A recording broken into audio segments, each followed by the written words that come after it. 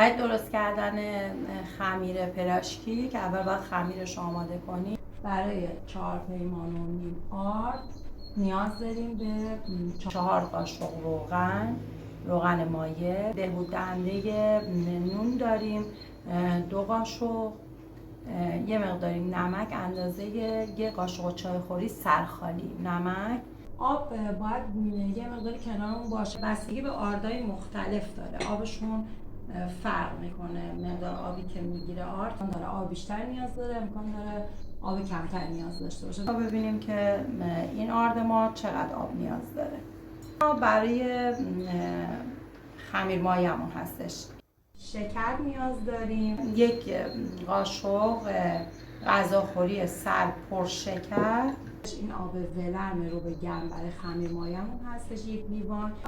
قاشق سرپر غذاخوری هم خمیر مایه. اول از همه کاری که باید بکنیم اینه که خمیر مایه‌مون رو درست کنیم. آب و شکر رو خوب با هم مخلوط میکنیم.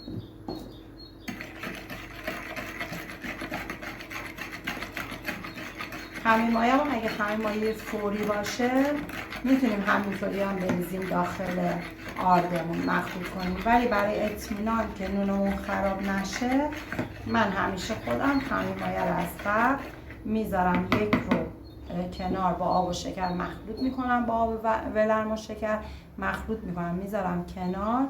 اگر عمل اومد یعنی خمیر مایه‌ام سالمه، اگر عمل نیامد خمیر مایه رو توی موادم مخلوط نکردم، هیچ اتفاقی نمیفته، موادم هم دیگه خراب نمیشه. همین میزنیم. این شکری که داخلش میریزیم برای به عمل اومدن خمیر مایه است.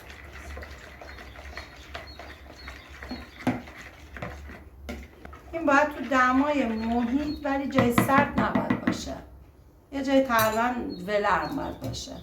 درشو میذاریم 1 ربع بمونه کنار تا عمل.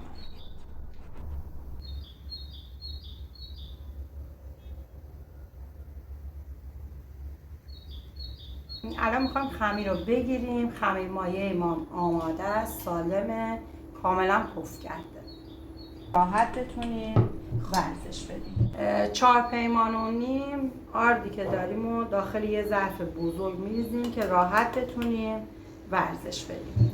در مورد ورز دادن خمیر ببینید اگر کف دستتون جزء کف دستی هستش که گرم هستش، هیچ وقت با کف دستتون خمیر رو ورز ندین، چون خمیر رو خراب میکنه. با این قسمت دستتون اینجوری، با قسمت انگشتاتون اینجوری خمیر رو ورز بدین، نذارین که کف دستتون با خمیر در تماس باشه. هیچ وقت هم خمیر رو به صورت چنگ زدن ورز ندین. خب موادی که داریم رو بهش اضافه میکنیم. بهبود دهنده، نمک، یه مقدار آردم کنار دستمون داریم که اگر در زمان که نیاز شد ازش استفاده میکنیم. روغن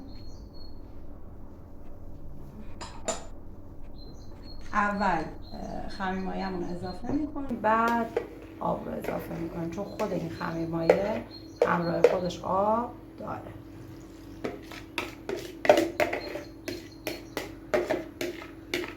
این خمیر مایه خیلی خوبه، قشنگ پف کرد، اطمینان داریم که دیگه آردمون هم خراب نمیکنه. خیلی خوب، حالا شروع میکنیم آروم آروم به ورز دادن خمیرمون و مخلوط کردنش.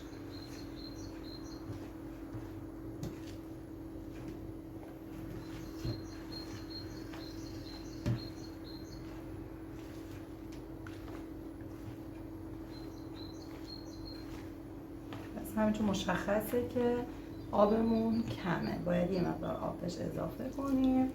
حالا آروم آروم ورز میدیم تا آب به اندازه بشه که بتونیم خمیرمون رو خوب جمع کنیم.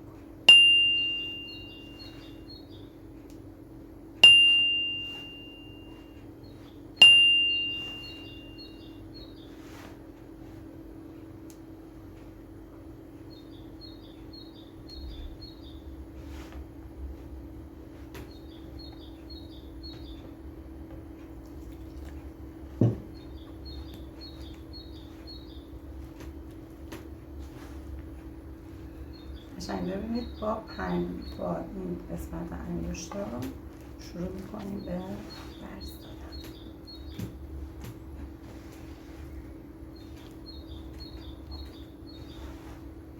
خمیرمون بعد از اینکه کاملا یک دست شد و کامل ورز خورد، بعد 1 ساعت تا 1 ساعت و نیم باید تو همین ظرف بمونه تا به عمل بیاد خمیرش.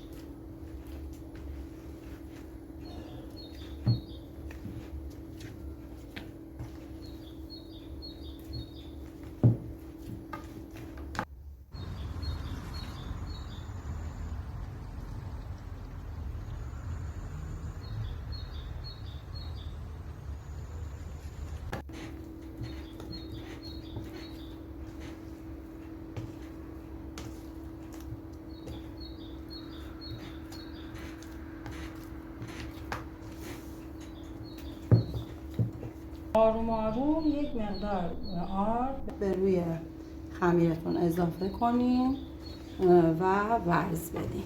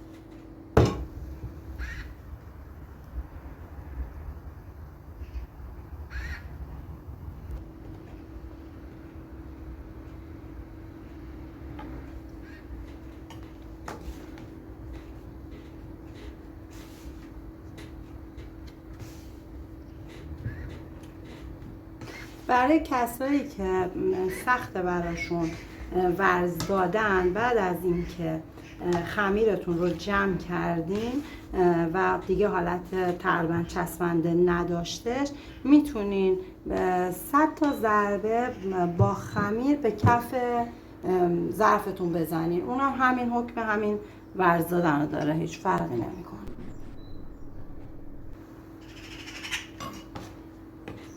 ولی خمیر پلاشکی نباید اصلا چسبنده باشه، باید خمیرش کامل یک دست بشه.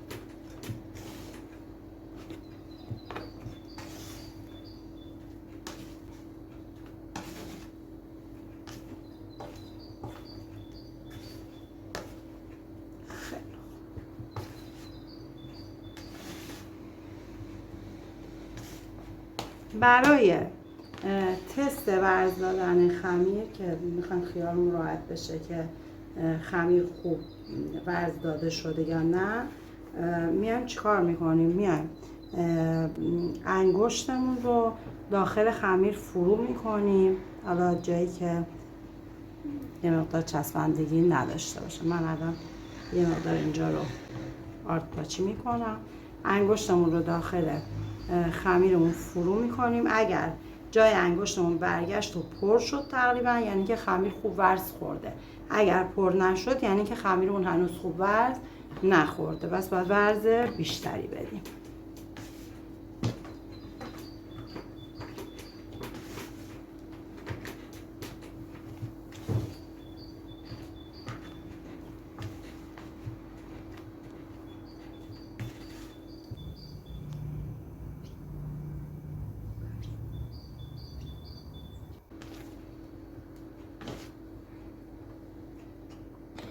خیلی باید با حوصله آروم آروم آرد رو به خمیر اضافه کنیم، نباید عجله کنیم یا هو به خمیر آرد اضافه کنیم. خیلی آروم آروم با حوصله آرد رو اضافه کنیم که خمیر آروم آروم جمع شه و خودش رو بگیره. چون اگه یه هویی آرد اضافه کنیم، آردش اگه زیاد بشه خمیرمون خشک میشه و خراب میشه.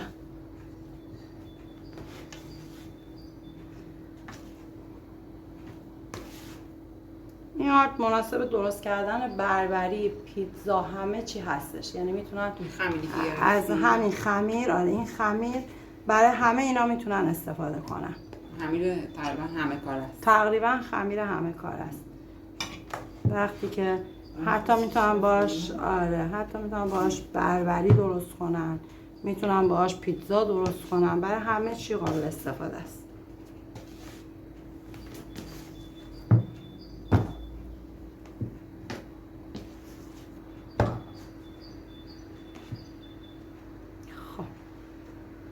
ببین برگشت، دیدی؟ این دیگه کامل آماده است برای اینکه بذاریم به استراحت. آروم آروم خمیر رو یه گوشه جمع میکنیم، یه مقدار دستتون رو آرد بزنیم، آروم آروم خمیر رو جمع کنید یه گوشه.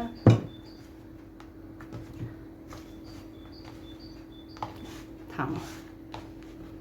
حالا روی خمیر دیگه ضربه نباید بزنین، آروم آروم خمیر جمع کنین یه گوشه، روش رو یه دونه پارچه بذارین توی یه جایی که دماش ولرم باشه، نه خیلی گرم باشه نه سرد اصلا نباید باشه، باید یه دمای ولرم داشته باشه که خمیر بمونه و خودشو بگیره. بذاریم فشار نیاریم، بعد همینجوری بذاریم روش که به خاطر اینکه پارچه‌تون رو کثیف نکنه. خب حالا روش پارچه، اون مچما کمک میکنه، بخار میکنه، بهتر به عمل میاد خمیرتون. 1 ساعت تا 1 ساعت و نیم باید توی دما بمونه، دمایی که حالت نسبتاً گرم داره بمونه تا خمیر به عمل بیاد.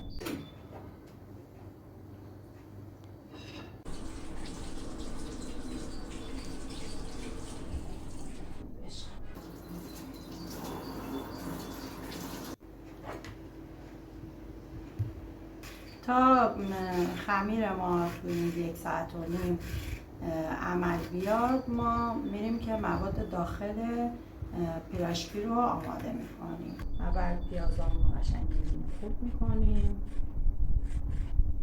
و بعد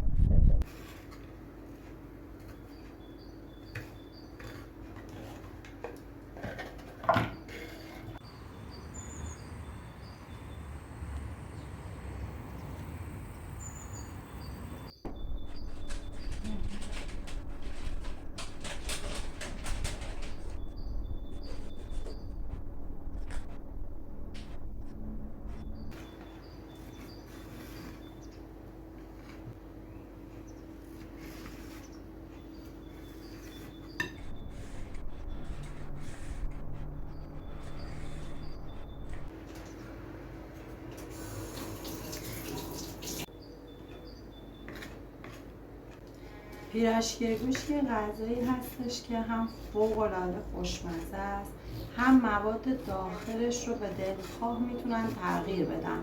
یعنی میتونن هر موادی که به ذائقه خودشون سازگار هست رو داخلش بریزن. موادش کاملا آزاده. هم میتونن از گوشت مرغ تیکه تیکه شده استفاده کنن، هم میتونن از قارچ استفاده کنن. برای کسایی که گیاهخوار هستن گوشت نمیتونن یا پرهیز گوشتی دارن، ولی خب اصلش با همین گوشت چرخ کرده درست میشه. بعد غذایی هم هستش که خیلی خوشمزه است برای دوره هم، یا حتی تو طبیعت هم میشه درستش کرد. خیلی راحته، خیلی خوب سریع درست میشه. جز غذاهای خیلی خوشمزه هم هستش.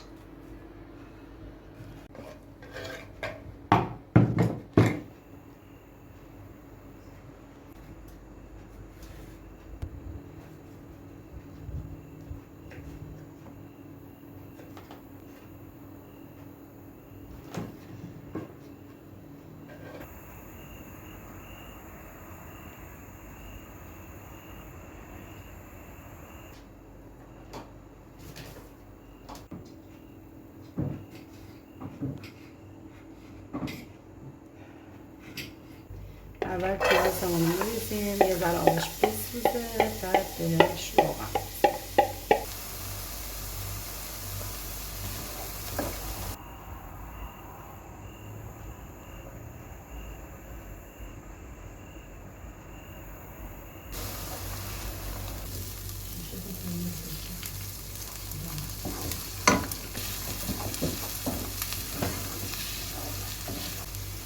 زعفران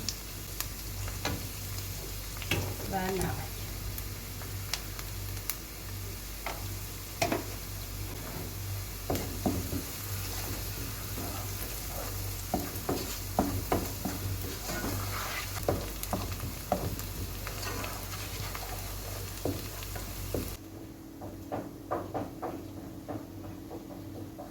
پیازمون که تقریبا نیمه سرخ شده، میخوام بهش گوشت اضافه کنیم. اگر ما میخوام به گوشتمون قارچ هم اضافه کنیم، به همراه گوشتمون بس مقدار گوشتمون رو کمتر میریزیم، ولی در غیر این صورت نزدیک به 500-600 گرم گوشت برای تقریبا 3 یا 4 عدد پرشتی نیاز.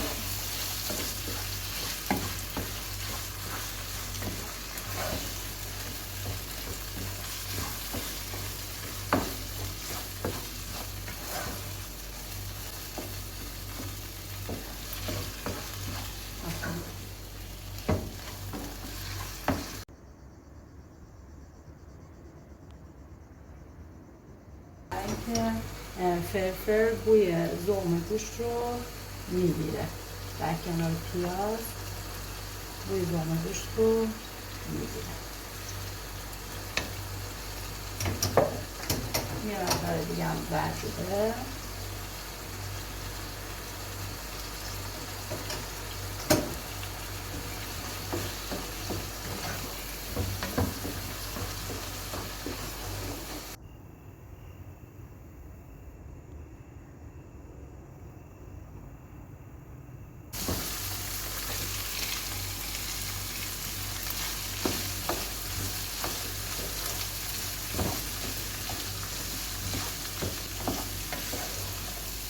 به دلمه چون باید که سرخ میشه جمع میشه. به دلمه بیشتر بریدیم چون خب طعمش رو خیلی خوشمزه تر میکنه.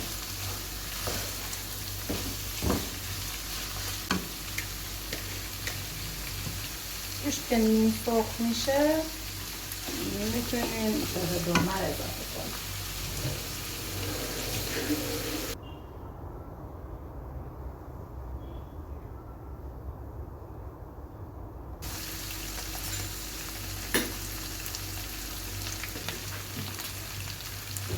ادویه‌مون رو اضافه میکنیم، پاپریکا،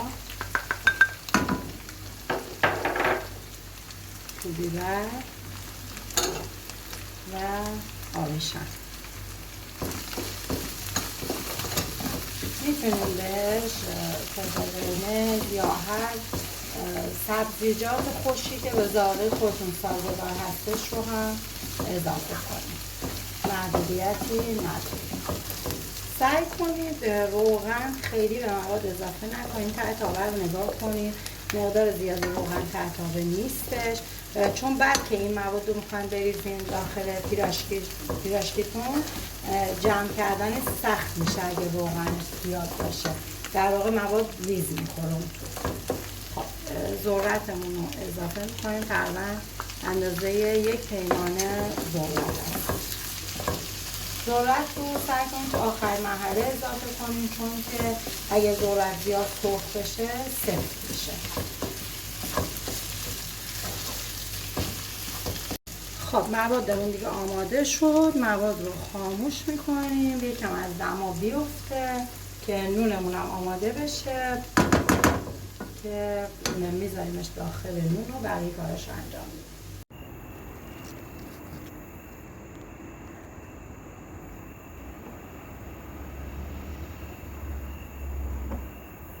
خمیرمون رو ببینیم. این از خمیرمون به کامل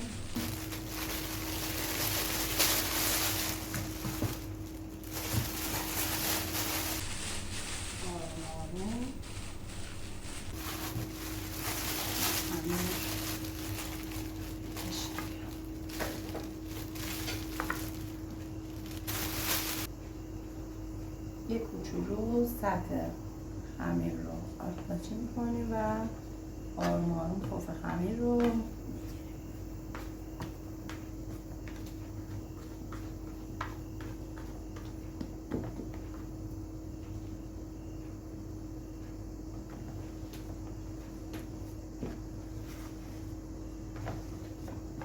تو این مرحله به هیچ عنوان به خمیر روغن نزنید، چون که روغن نمیذاره که خمیرتون رو بتونین سرترش رو خوب برای پیراشکی جمع کنید.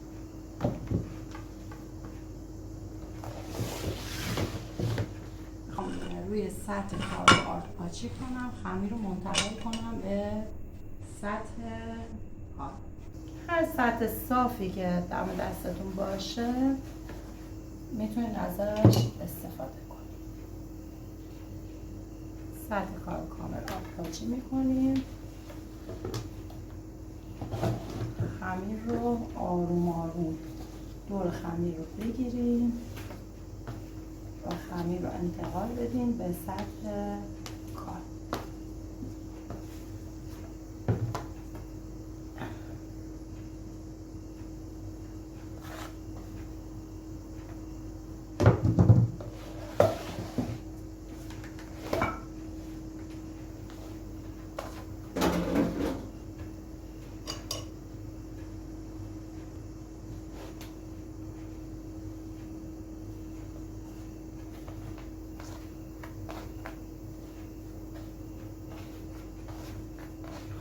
این از خمیر.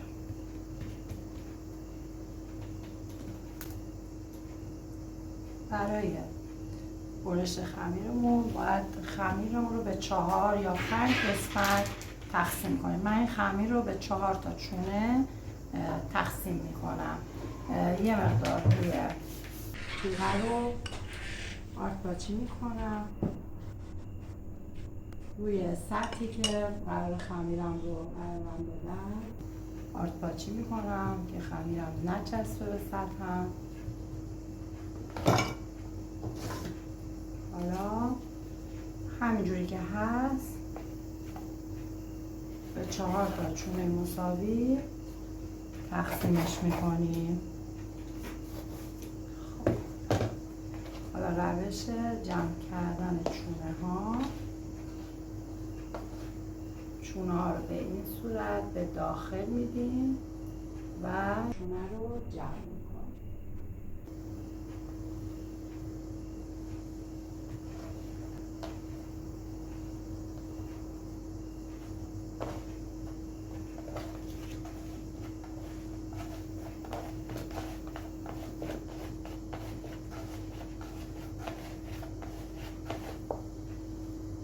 به این صورت چونه جمع میشن.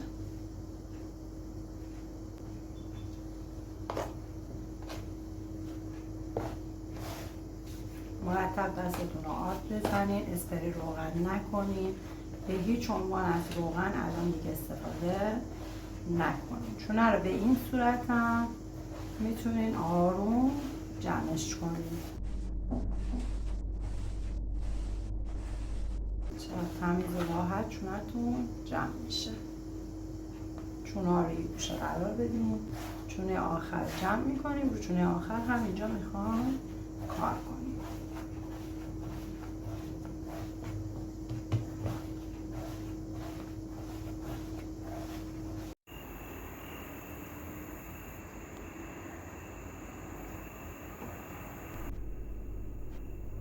کف سینی فرتون رو قشنگ روغن‌مالی کنید.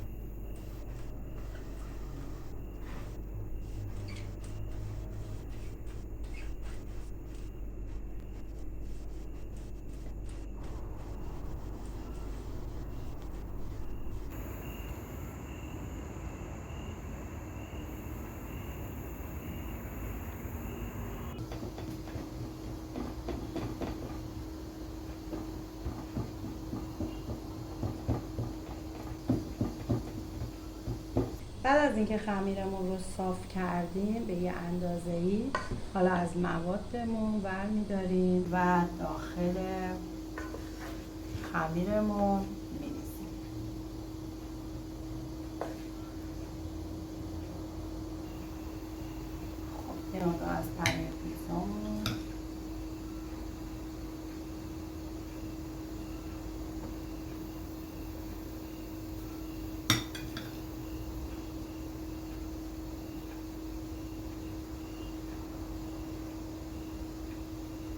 حالا شروع میکنیم به رول کردن خمیر. برای رول کردن خمیر اول از بغلا میگیریم میاریم روی خمیرمون، بعد حالا از این سمت آروم آروم شروع میکنیم به رول کردن.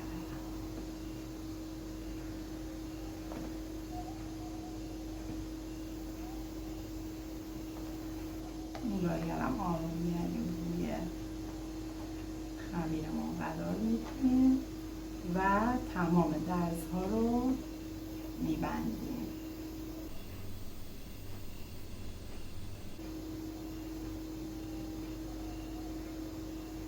این قسمت روی دوباره وقتی که میره تو سینی برمیگرده زیر کار. درزاشو کامل میبندیم.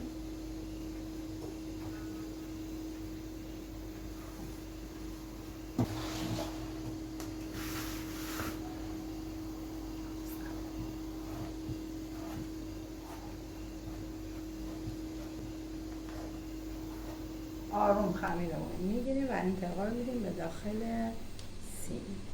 همینجا داخل سینی بهش فرم میدیم، یه شکل تقریبا شبیه به ماهی بهش فرم میدیم. یک رو باید توی سینی بمونه تا یه مقدار پف کنه، بعد رومالش رو انجام میدیم، بعدم میره داخل فر. دمای فر از بستگی به فرتون داره، از 175 تا 250 درجه بستگی به فر خودتون داره دما رو تنظیم میکنید. بعد مدت زمانش هم بین 1 ربع تا 20 دقیقه باید داخل فر بمونه که نونش خوب بپزه، موادمون که آماده است.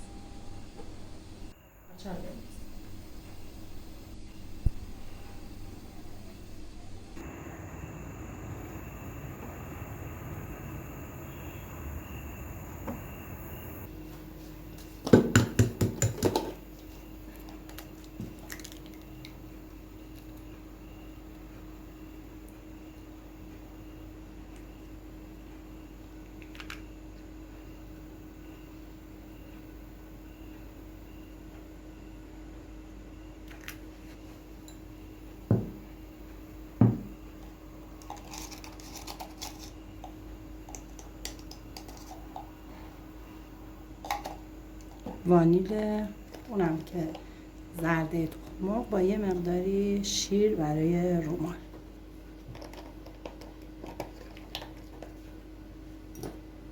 خوب هم میزنیم و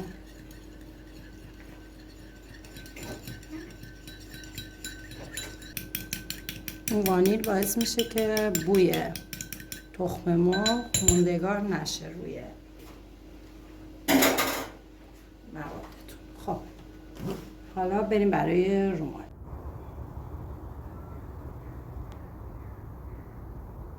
از اینکه 1 ربع موند، ببینید پیراشکی ها قشنگ پف کرد، 1 ربع استراحت بهش دادیم. حالا میخوایم رومال کنیم و بفرستیم داخل فر. قشنگ رومالش کنین. این شیر باعث میشه که سطحش قشنگ خوشگل و براق میشه. قشنگ با حوصله رومال کنین. و من از دونه سیاه دونه استفاده میکنم، میتونین از کنجد استفاده کنین، از سیاه دونه، هرچی که خودتون راحتی میتونین ازش استفاده کنین.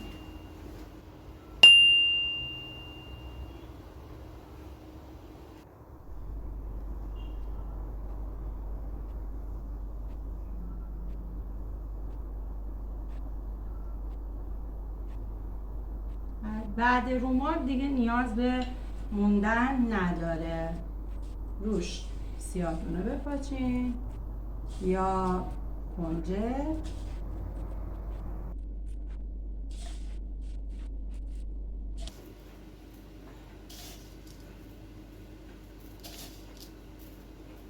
و بره داخل فر. خب میذاریم داخل فر.